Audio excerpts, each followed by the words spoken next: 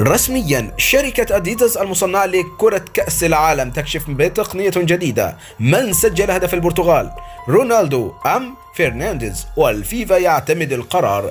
في البداية ما تنسوش تدعمونا بلايك للفيديو والاشتراك في القناة وتفعيل زر الجرس. سادت حالة من الجدل خلال مباراة البرتغال وأوروغواي على هدف البرتغال الثاني، وفازت البرتغال على أوروغواي بهدفين في مباراة جمعتهما في الجولة الثانية من بطولة كأس العالم قطر 2022 على ملعب لوسيل بالعاصمة القطرية الدوحة.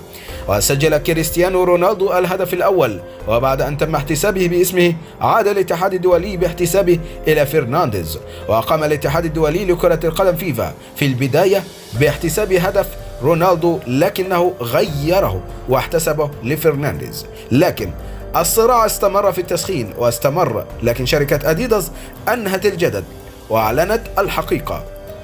وأعلن شركة أديداس الشركة المصنعة كرة القدم عدم وجود اتصال بين الكرة وكريستيانو رونالدو بفضل مستشعر IMU 500 هرتز. وأوضحت الشركة أن هذا المستشعر من أهم التقنيات المتعلقة بالكرة المستخدمة في المنافسة، وأن رونالدو لم يلمس الكرة. بالتأكيد نحن في انتظار آرائكم في التعليقات، ولا تنسوا لايك للفيديو.